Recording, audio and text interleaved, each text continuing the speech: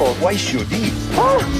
We'll speak to Pat Levin very shortly. We'll also talk to Gary Breen at full time in our house, where it's still 0-0, and substitutions are starting to kick in. 65 minutes on the clock. Callum Robinson on, and Ronan Curtis on as well. Off come Robbie Brady and O'Brien up front. Nathan Murphy is standing by in our house. Still 0-0. It's been, similar to previous Irish performances. Hasn't been dreadful, I would say, either from an Irish point of view. I think they've tried to play more football, maybe just not quite able to do what they would like. Yeah, it's uninspiring, and from a creative point of view, it's been pretty aimless stuff. It's been better in a defensive setup in that you can see that back five have all at times tried to get it down, tried to play it around. Our best passages of play have all come, funny enough, from trying to play football, from balls from Richard Keogh to the feet of midfielders, to the feet of attackers that have managed to set either Enda Stevens or Seamus Coleman free down the wings. And we did that quite a bit for the first 10-15 minutes. And then it just stopped, and it fell into that familiar pattern of Ireland games of falling further and further back, incessant Danish pressure, and they're starting to create more and more chances. They've had 3 or 4 semi-decent chances at the start of this second half. That despite taking Christian Eriksen off, and they may just have another opportunity here. They've taken off Eriksen and Poulsen. Poulsen probably the most dangerous player all evening. But Aidan O'Brien has been replaced, and he spent most of that second half 20 yards inside his own half, which meant that whenever Ireland did win the ball back, there was absolutely no outlet at all. So we were just kicking it back to the Danes again and again, and just back into the same old cycle. There's not a brilliant atmosphere there, so the TV pitch side microphones were able to pick up the Irish bench, and certainly in the first half there was a constant scream of push up, push up, push up, push up. So they certainly recognised the team was far too deep. It just was difficult to get the team to actually push up, regardless of what was being said on the touchline. Christie in midfield, I don't suspect he's stood out massively. As you've said, much of the game was the, Denmark in possession, or else Irish defenders passing the ball very, very deeply and then not really being able to make inroads into midfield with the ball. No, he still looks like a fish out of water in midfield. And part of the problem for Ireland has been that he's probably picked up the ball off the centre halves more than any of the other Irish midfielders. And you want it to be Jeff Hendrick or Robbie Brady or Callum O'Dowda. But it was constantly Cyrus Christie who dropped that little bit deeper. And you could tell he had time on the ball. He would look up. There wasn't great movement in front of him, but he just didn't have that midfielder's mindset to be able to pick out a pass. He would invariably just turn back, give it to Shane Duffy again, and the cycle would continue. And eventually Ireland would just give the ball back to Denmark. It really doesn't seem to make any sense to have him in there. There needs to be better option. Mistake at the back. Big chance here for Denmark. For Jorgensen off the post. Oh, what a chance for Denmark. And they fire over the rebound. That came from really sloppy play at the back from Ireland, and Jorgensen hits the left-hand post, and that's a huge let-off. This is not for the first time. This happened against Northern Ireland as well. This time it was Duffy, the offending party, but an Irish defender, last man back, uncomfortable on the ball and with very few options, is suddenly pressed, loses the ball and effectively gives up a one-on-one. It happened against Northern Ireland. It's what's happened here again with Duffy. I mean, it's dreadful stuff. He is absolutely losing his mind with Shane Duffy and Richard Keogh about what just happened. He's literally almost been held back by the fourth official because of what happened there. And again, it was so unnecessary. He had time to think about it. In fact, maybe he just had too much time to think about it. But we haven't created, I don't think we've created a single chance in the entire match. I mean, it was just so poor. It's hard to know, is it because he has no options? It's hard to know, is this team just so low on confidence and the pressure is getting to them? But I mean, that is the second time in a few days that kind of thing has happened. By the way, I just saw Neil O'Riordan and Dan McDonnell making the point that, well, you know that Delaney flag, the John Delaney flag, where he's standing behind several League of Ireland players and it says, "My problem child." I saw it hanging outside the Irish pub today in Aarhus. Right. Well, apparently it was stopped being brought into the ground, and there was a sense that the security there knew what they were looking for. And Neil O'Riordan as well has said, audible chants of "We want Delaney out" from the away end, following countless airings of their song about the FAI and its CEO, which just adds to the general tapestry of doom, Nathan. There is, and we're getting messages from Irish supporters that there was maybe 2 or 3 flags taken off the supporters. I have actually sent a message to the Danish press officer to ask where these instructions came from as to why their security are taking flags off Irish supporters that aren't saying anything that are massively condemning, or they're not inciting anything, you would have to imagine. It's not a political statement.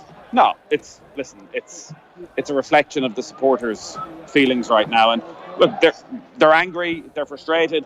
I think they're just very glum and downbeat. And the spark is gone from the support. The spark is gone from the team. Yes, there's huge problems at the top of the FAI, but there's problems on the sideline here as well, as Denmark could have another chance that's just locked down. Yeah, it's just a very, very sorry state for Irish football in general right now. At this stage, Denmark are creating chances. The game's getting looser. O'Neill would take a nil all right now. And then, absolutely. Very finally, Neil O'Riordan, two punters, this is on Twitter, two punters, complete with Ireland hats and scarves, have just gone up to the press entrance and said, "We don't have our press credentials. We're with News Talk." They were let in. They re-emerged several minutes later after somebody presumably twigged they weren't legit. Nathan Murphy, take off your Ireland hat, please. I actually paid them to do my job for the evening. Yeah. They did actually get in, I'm fairly sure. Oh, is that right? 4 seats just behind me here, that for the entire first half, there was 4 Irish supporters just sitting in. Listen, fans with typewriters, they're everywhere. We will check in at full-time. Gary Breen will give us his thoughts as well. We'll let Nathan Murphy watch the final 20 minutes of the game, where, by the way, Denmark are certainly creating more chances. The game's got much looser. So, you know, I'd say O'Neill and Keane are thinking 0-0. We can sort of explain that away. If this suddenly quickly became a 2 or 3-0, it would be tricky. On the attempts statistic, Ireland 3 attempts, which was the case at half-time. Denmark 19 attempts, which will give you a sense of the occasion. And Denmark taking off lots of their frontline players as the game goes on. Now, as we take a break for the next 15 minutes, 20 minutes of this second half, earlier on, we spoke to this guy.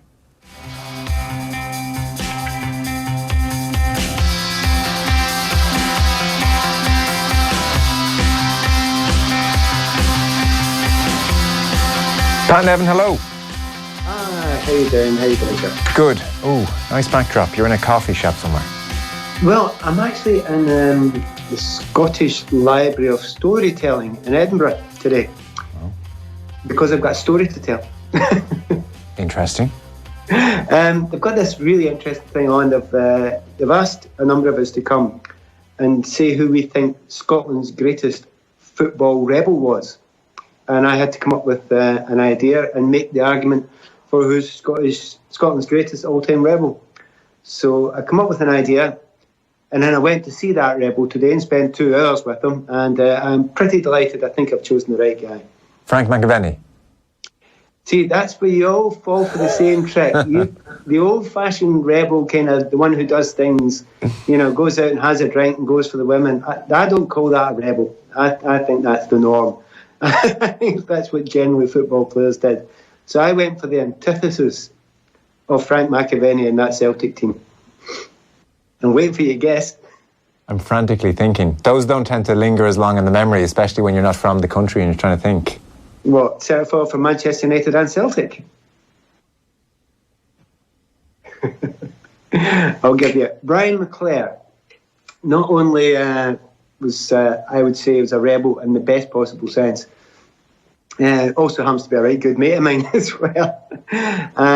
But what a rebel is someone who doesn't conform to the norm. Mm-hmm. Someone who stands up for what he believes in, even while everyone else around him is... Brian McClare.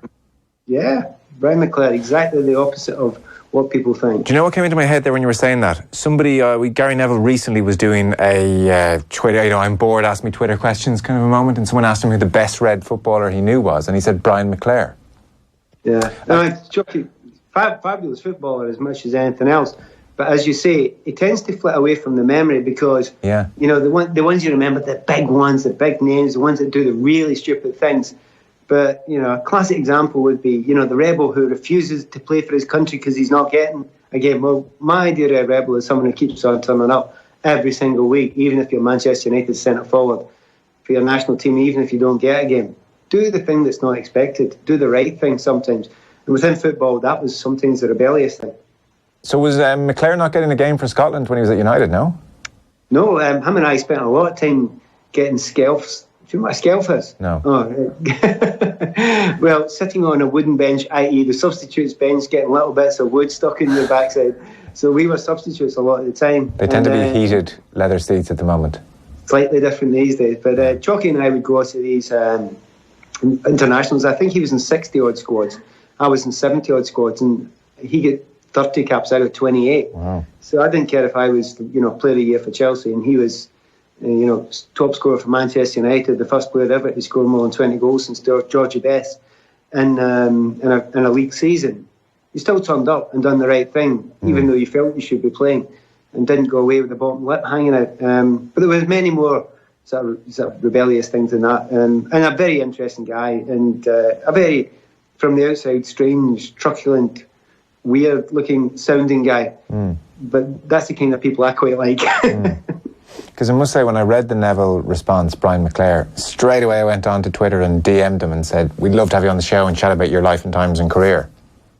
No response. Zero response, obviously, nothing. That's no what you interest. get from Brian. Trust me, it takes me months to get hold of Brian, and he's one of my best mates. Yeah.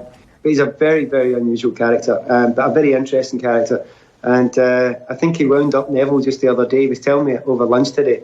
He met Neville and they were watching a game, and it was silent in the background. He turned around to Neville and said, "That's how I like watching games on the telly." And he said, "Oh, really?" And then took about 3 seconds to take the offence that was meant. But because he's a kind of likeable guy, people, when you do know him and you know that his attitude's absolutely perfect, the reaction's fine. And he was a really good player as well. I mean, I remember him well. Didn't have huge pace from memory. No, absolutely no pace at all, and never did anything particularly flamboyant. And to the part that I always knew him as Brian No Flair, as opposed to Brian McClare, because he just did the right thing. And there's something to be said for those players that just quietly go about doing it, doing the right thing, scoring a bunch of goals, making a bunch of goals, not going out partying, not going out and caught in photographs in the press, etc. Just being a right good pro. And it wasn't. We've all had it. I'm sure in Ireland it's the same. Certain players who are, loved the domestic teams and they come to the national team and they're not liked quite as much. And that was the case, absolutely, with Brian, in the journalists up here. I tended to take the attitude that I agreed with Sir Alex Ferguson's point of view. And Sir Alex thought he was quite a good player and kept on playing him all the time. He's involved with the underage teams, the underage setup at United now, is he that was right? for a long time, right. And he stopped doing that a few years ago. Okay. He moved up to Scotland, and for a few years there he was director of youth development for all Scotland, but quite clearly, it's a hard thing to pull everyone together, and the fact that they weren't all pulling in the same direction, I think he didn't enjoy that one, so he doesn't do that job anymore. So I think he's just hanging about Edinburgh having coffee with people like me at the moment. Well, that sounds just about right to me. Lovely. So, I might nag you to try and get him on the show at some stage then, if we can, and he can tell us to sod off. We won't take it personally. But we were actually, can I tell you one conversation please, off the ball might be interested in hearing about? Both of us recently done a kind of podcast with Graham Hunter. And you'll know Graham Hunter well, great Spanish correspondent. Yeah. He's on the show. He's a big regular on the show. He's top man. And both of us had exactly the same conversation about News Talk and Irish media in general. We absolutely both think that, and Graham agrees completely, that the standard of journalism and knowledge within the sports that you get in Irish broadcasting is so far above and beyond what you get in the UK. Now, it's not to say everybody in the UK is useless, but we've always tried to understand why we've always thought that. If I come in News Talk, I talk to anyone from News Talk, and I drop a line about, say, golf or rugby or GAA, or everybody seems to know everything about it all, and you don't really get that to that level over in the UK. And we were trying to figure out the reasons why, and there are a multitude of reasons why our culture is different from the Irish culture. We admire it, certainly Brian, myself, and Graham Hunter, immensely. And part of the reason is, someone once said to me, and I don't know if I explained to you before, and to the Irish public before, and I think it's what your core newspaper is. And in Britain, it's the Sun, that's the newspaper. But what the core journalism is, if you're looking at it, it's probably the Irish Times, I would guess. That's where people initially got their ideas from, and a lot of the journalism grew from. So don't blush, but you lot you're quite good. You're all right. We're quite impressed. Well, certainly some of us are. Oh dear, it's very nice to say. Lots of us are rubbish as well, don't worry. Can I tell you, so I'm really curious for your perspective on this as a former PFA chairman. I'm sure people will have seen that Gordon Taylor, the chief executive, has been on the end of a letter endorsed by more than 200 high-profile current and former players over in the UK, essentially calling on him to step down. And the messaging of the letter, I'm reading here from The Guardian.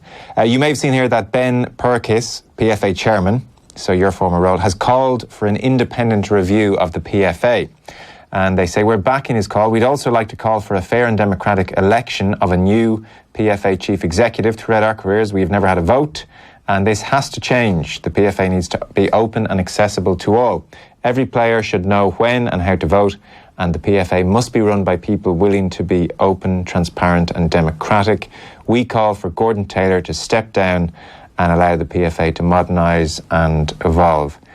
So he's been involved, Gordon Taylor, since 1978. It's an extraordinary amount of time for him to be in this role. He is the highest paid trade union boss on the planet. Extraordinary thing, really. 2.29 million at the moment, 3.37 million after bonuses recently, and he's now coming under severe pressure. I mean, I've certainly seen a few things thrown his way. I get the transparency in a democratic election. There was certainly criticism on Purkiss's part, or well, actually Purkiss made the point that they have 50 million in the bank, and it was written over the weekend. Daniel Taylor pointed out only 100,000, for instance, has been spent on studies into dementia, and there was a study promised a long time ago which never came to fruition either. And I've seen a critique of him for taking 700,000 sterling in a settlement with News International for being the victim of phone hacking, as opposed to maybe exposing a scandal that probably affected some of his members. So I've seen those things floating around. It all kind of boils down to just the sums of money which he's earning in one shape or form or another. Your assessment of this situation, your assessment of Taylor's career and where we are? Well, first of all, career. It's extraordinary what he's done for that union. That union, when you look at it, what it was when he took over, and to see the wealth that he's developed for that union has been absolutely incredible. The deals that he managed to do for the union. Yes, there is a lot of money in the various funds. There are, when I was PFA chairman, there were 4 funds. What year was that? Sorry, Pat. I think it was 92, okay. 91, 92, 93, that sort of thing. That territory, okay. And it was just at a time, just when I was leaving, that the union rules were changing, so that the chief executives had then to be, elected every 5 years, I believe. So it didn't affect my period of time there. That wasn't a necessity at the time, but since then it's been the case. As I understand it, there haven't been elections. I couldn't tell you, having not been in the union, why that's not been the case. When you look at what Gordon's done, you've noted a lot of what would be seen as negatives, and I understand it. Don't forget the positives. Positives are actually extraordinary. Why is that money in the bank for the union? Now, most of that money is not in the general fund. It's not allowed to be used in the general fund, or well, it certainly wasn't in my period of time there.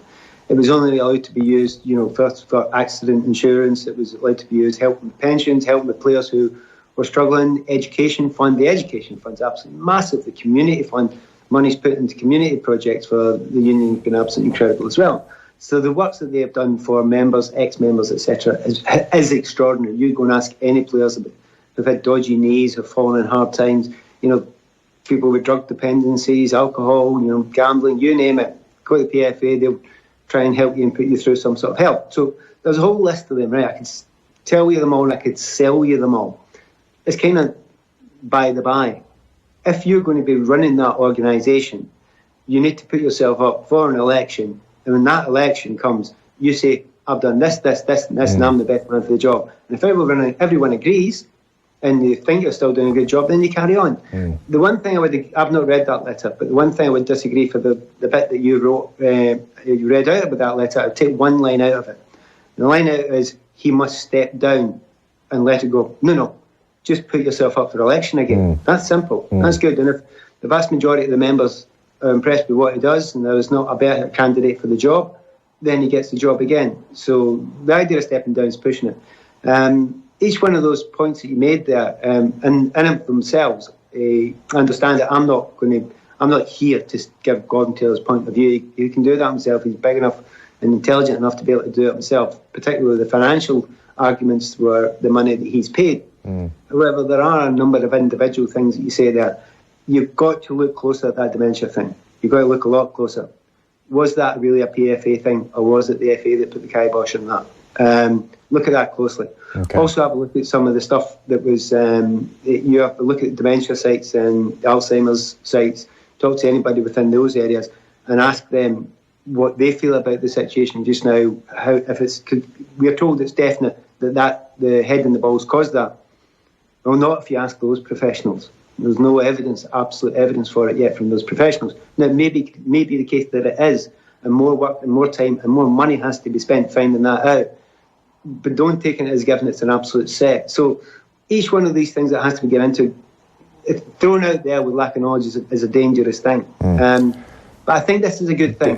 I think this is a really good thing. No, I accept that point. The critique, and I mean, whether the FA put the kibosh on it or not, the critique, I think, on the dementia situation is that no work has been done. And Jeff Astle has had Alzheimer's a long time now. This has been discussed for a long time now, and nothing was done. And even if the FA put the kibosh on it, then arguably the PFA should have come out strongly and said the FA are putting the kibosh on this, and we're going to conduct our own study, and that is going to be done because it's so important if there's even a risk. And I think that is a fair critique of him. I mean, the money thing, it reads terribly, terrible optics. Can I go yes, you can, of course, yeah. The Jeff Astle thing was so sad, and I talked to Chris Sutton recently, who's very upset about that. His father has dementia as well.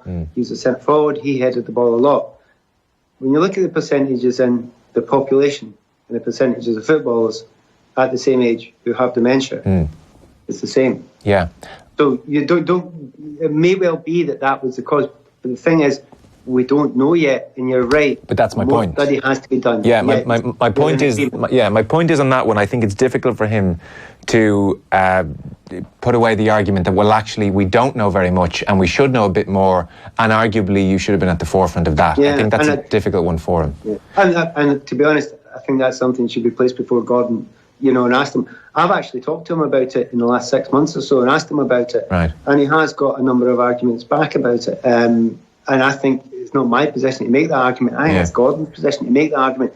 I'm not there. I've not worked there for many, many years. Yeah. So I can't make that. And I don't want to make that argument. I would like the PFA to come out and say, look, this is what we're doing. But one of the things he does say, the delicacy of is that people do get personal about it because he feels that anyone who's suffering that, and I do feel so much sadness for anyone who is suffering, their families, and they blame it on football. Yeah. So you can't necessarily have a normal, straight, factual, purely logical debate because it sounds heartless. Yes. But in actual fact, in reality, you kind of have to have that because don't chase something that's not the case. So yeah, let's hope monies are put that way. By the way, I can't even give you a reason why more monies haven't been put into that. I would love to know why. Yeah. And it's up to the PFA and Gordon specifically to come out and say why. Because the Times in 1985 called him undoubtedly the most impressive administrator and negotiator in football. I'm just trying to work out. I mean, I read the letter from the players, and it seems to have big support. That he should step down as opposed to stand for re-election. Step down, and Ben Burkiss is certainly. The chairman is certainly saying that things need to be, reformed quite dramatically. Aside from the huge amount of money he's earning, which I can see people find distasteful for obvious reasons, I'm struggling to kind of see where this is all kind of blown up from, or what's gone wrong here. I don't know how well or otherwise the association is working. I think there's been certainly a breakdown, as I understand it, with the chairman, right. Ben and Gordon. But that happens. Yeah. I had a breakdown with Gordon. I had a disagreement. Surprise, surprise. It was about his contract. Okay. And I disagreed with them and I fought against it.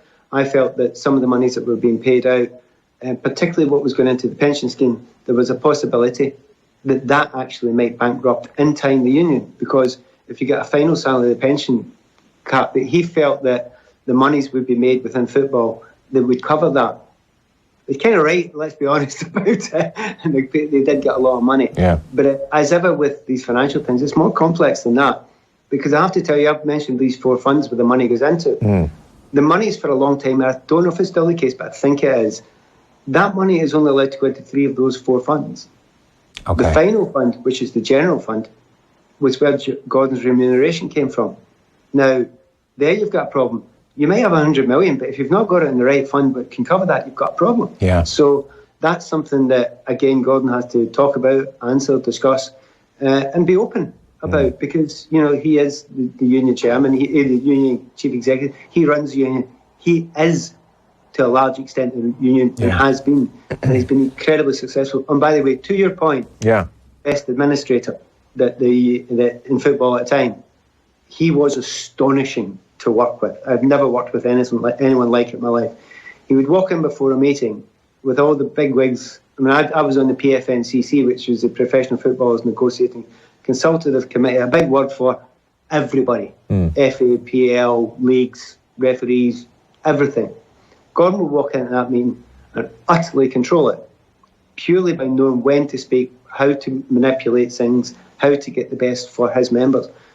I don't think many people out with those meetings would have a clue how much he'd done and how brilliant he was at it. He was astounding at it. And there was no doubt in the period in the 80s and the 90s, the FA would have taken him in a millisecond, because what he could have done for them could have been incredible. Is that right? Okay. Because reading the coverage, there's a real sense that one, well, the greed is being talked about, but two, there is a general, well, he's not, is he that impressive a performer? You know, it's very interesting to get that perspective, because in interviews, I wouldn't say he blows you away as a great intellectual or a charismatic type.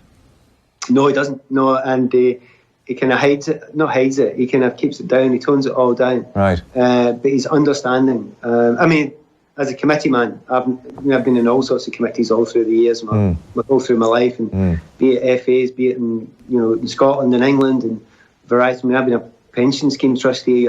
You name it. Lots of different charities. You name it. No one's come close to his abilities. Not even close. The guy would have been a brilliant. I mean, if you ever wanted an agent, there's your man. I tell you, he's done quite well for himself, as you can tell. He's quite astounding at this thing. There's no reason why I should have no benefit to get from Gordon. No reason why I should say it, but it's just that I've seen he was quite astonishing in those situations. Okay. So then, I guess in short, lastly, why do you think within the game, surely that that news might have travelled, you might have talked to somebody and somebody talked to somebody, and it would get around in the game that Taylor is pretty sharp and he's actually, he's a very brilliant operator. Why do you think within the game there's this groundswell of opposition? It's a great question, and I could only be guessing at it. I don't think he goes out and sells himself and the union for what they do greatly. Okay. If you do go out and sell it, people are saying you're papering over cracks. You're just trying to, take people's vision away from what they want to talk about, which is his salary. Yes. He'll roll a whole bunch of numbers about the monies that have been put in, the amount of new hips and new knees, and help with people that have had all sorts of difficulties. And this goes back to players who, some of the greats in the history of this game, who've fallen in hard times and have been helped. He could go into all of that. I used to be, when I was in the management committee in chairman, every month we would have, they had about 100 of these pleas for help. And you deal with them all. And you'd help the vast majority of them. But how do we get to a point where Nobby Stiles is selling off his medals and this kind of thing's happening? We can't help everyone to the whole extent. I know, but Nobby Stiles isn't nobody. The thing about the union is it always has to be a union. It's not about one above the other.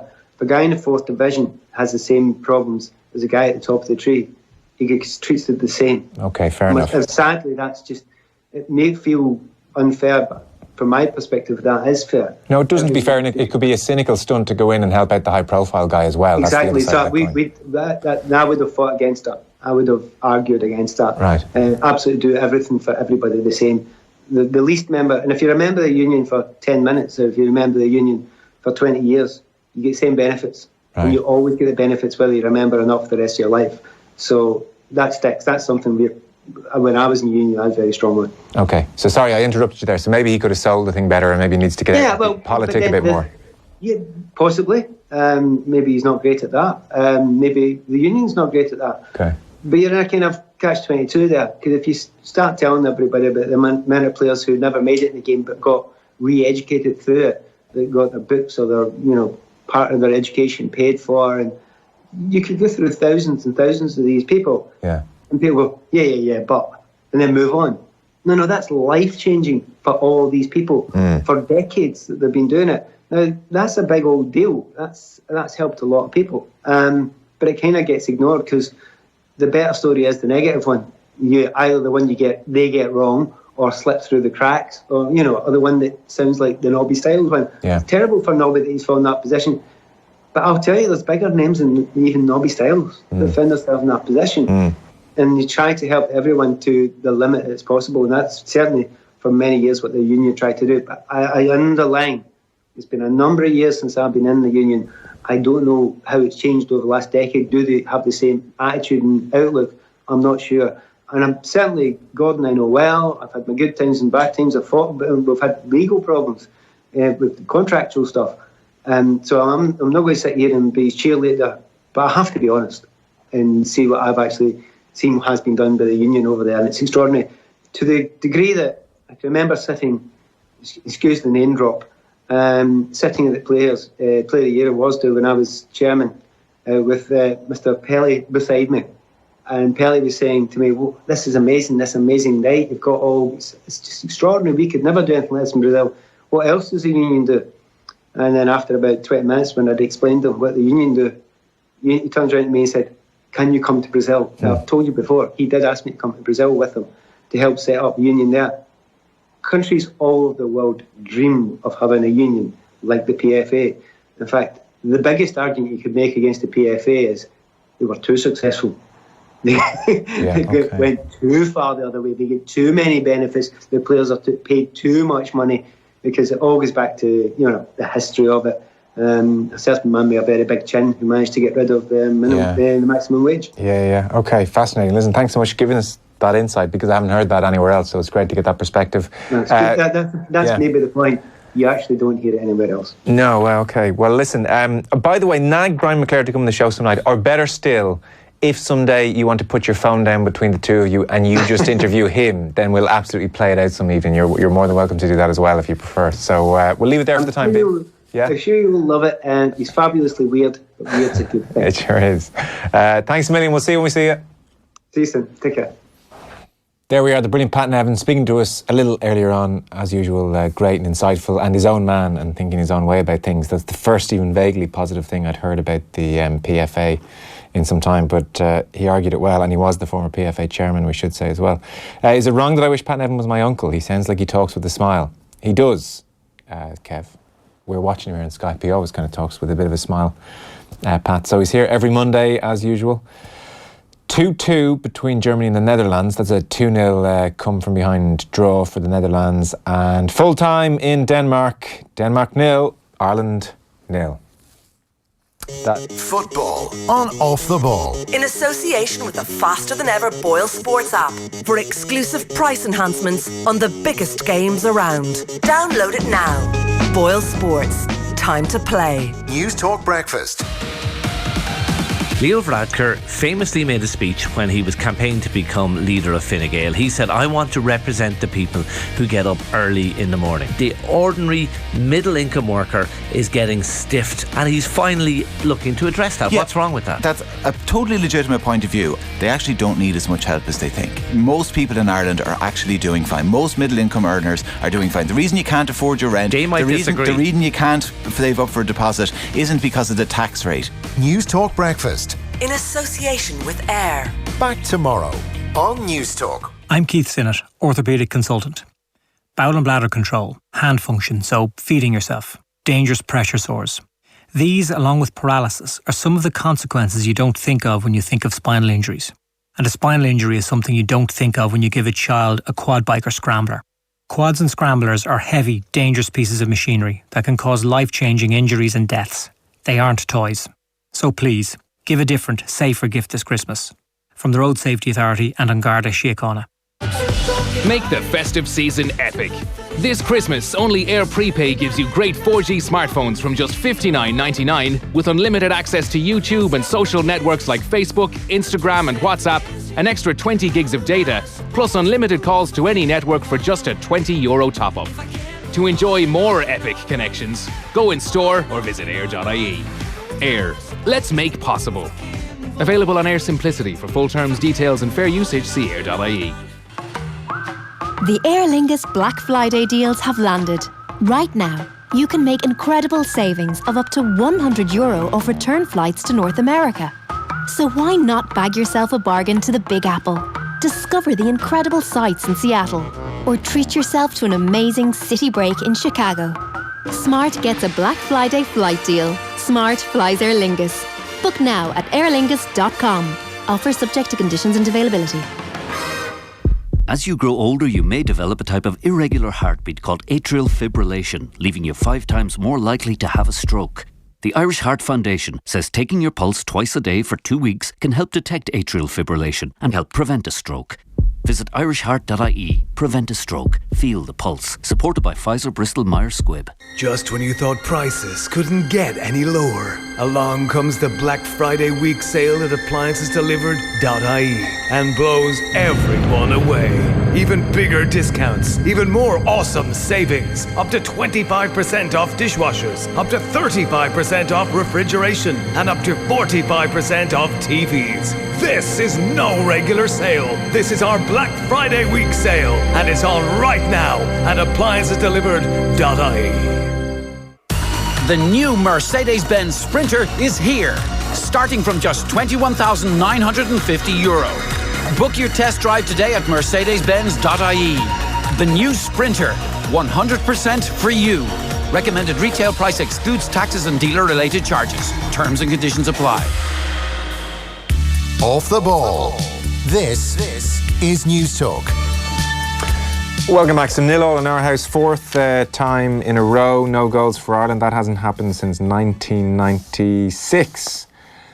2 draws in the 4 games, no wins across the League of Nations. So they'll be seed 3 in the Euros qualification. 1 team from League A and probably 1 from League B in their group. So it'll be that bit harder, although still not as hard, obviously, as in previous European campaigns. Gary Breen watched the game. Gary, be honest, did you nod off at any stage?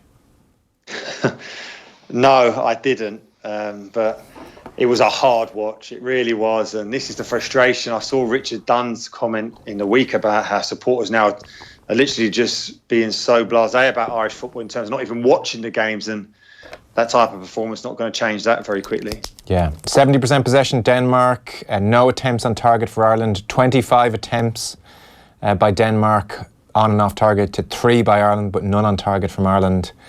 Passes completed, Ireland 155, Denmark 670.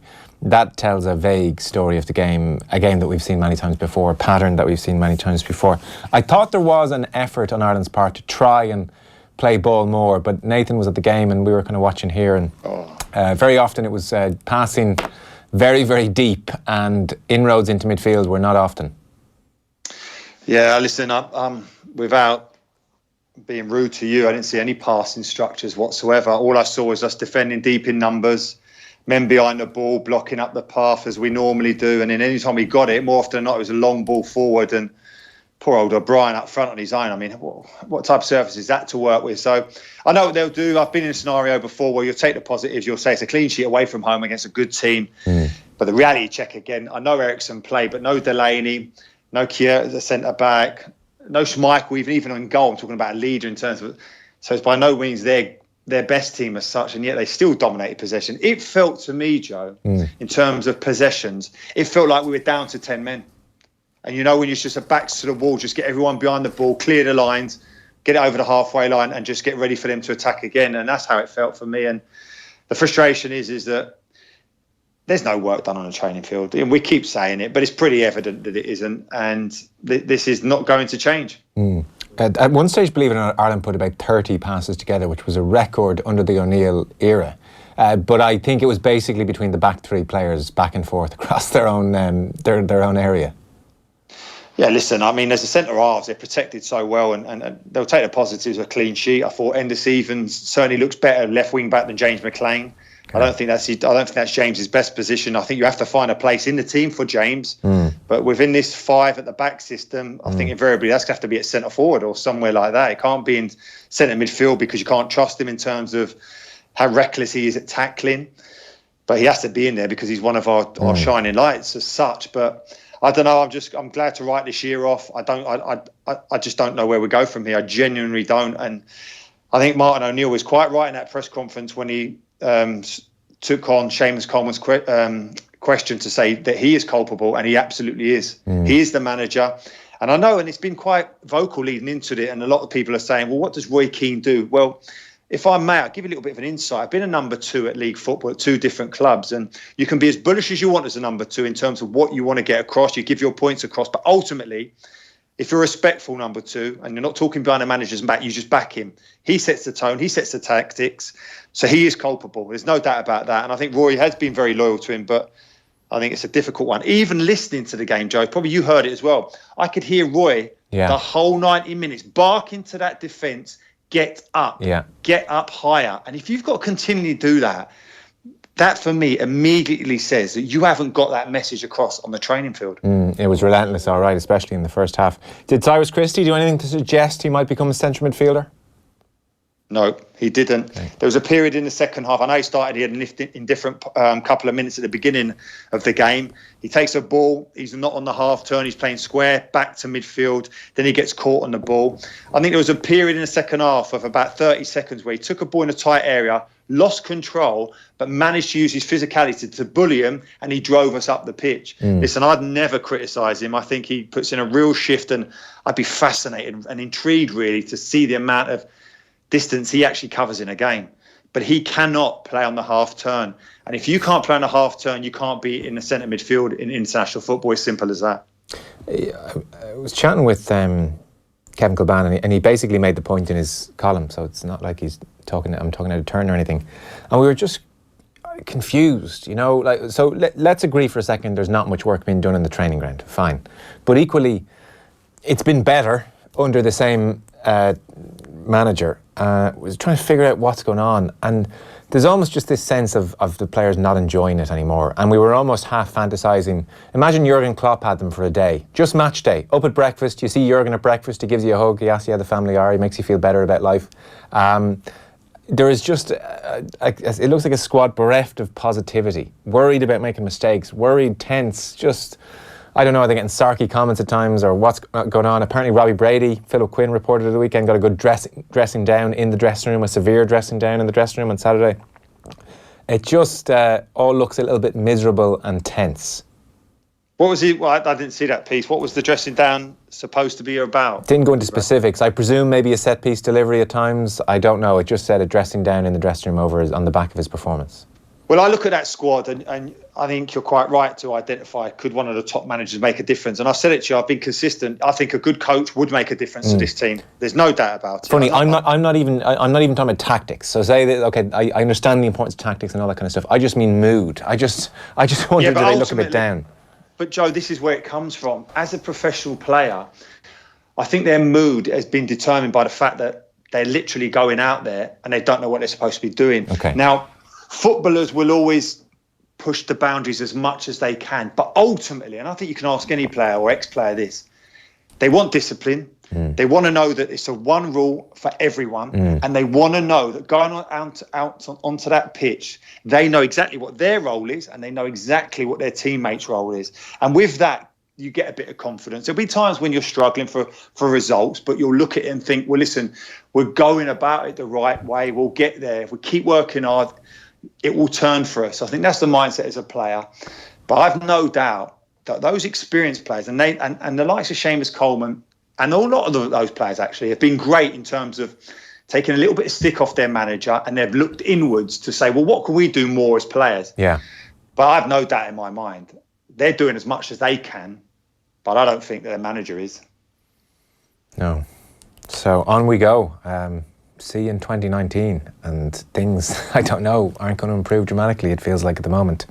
We'll have to see.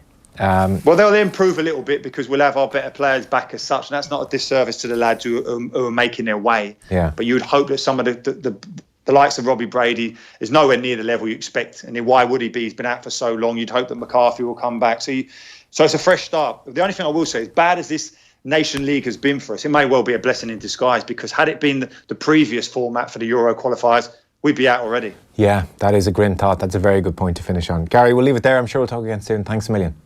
Cheers. Off the ball on News Talk. Hi, I'm Enda Murphy, a cognitive behaviour therapist and mental health author, and I'd like to invite you to my talk From Bungee Jumps to Panic Attacks. It takes place on November the 20th from 7 to 10 p.m. at the Western Gateway Building, University College Cork. I'll show you how to overcome panic attacks, share techniques for positive mental health, and you'll also receive a signed copy of my best-selling book, 5 Steps to Happiness. Open to everyone. Tickets are available now at endamurphy.eventbrite.com. Gigantic? Massive? Humongous? The Carphone Warehouse Black Tag event is packed with monster prepay deals. Like a Samsung J3 from $69.99 when you switch to prepay on Vodafone, Ireland's #1 network. But only with Carphone Warehouse, the home of the networks. Is that it? Of course not. The Samsung J3 comes with a free Google Home Mini and 1 month's free iKids for total parental online control. Get expert advice at our unmissable Black Tag event. Any network, any phone, any plan. Only Carphone Warehouse. Enjoy exceptional Irish art at White's auction this weekend. See paintings by Roderick O'Connor, Jack Yates, William Leach, Paul Henry, Louis Lebrocki, Basil Blackshaw, and many others at the RDS this Saturday, Sunday, and Monday, or online at whites.ie. Whites, where Irish art is truly valued. Just when you thought prices couldn't get any lower, along comes the Black Friday week sale at AppliancesDelivered.ie and blows everyone away. Even bigger discounts, even more awesome savings. Up to 25% off dishwashers, up to 35% off refrigeration, and up to 45% off TVs. This is no regular sale. This is our Black Friday week sale, and it's on right now at AppliancesDelivered.ie. There's only one phrase that comes to mind when you first see the all-new Lexus ES: bold elegance. The phrase perfectly captures what this luxury saloon represents. Brave design meets supreme comfort, powered by our self-charging hybrid and enhanced by cutting-edge Lexus Safety System Plus, making the ES ready for the future. You see, bold elegance. Preview the all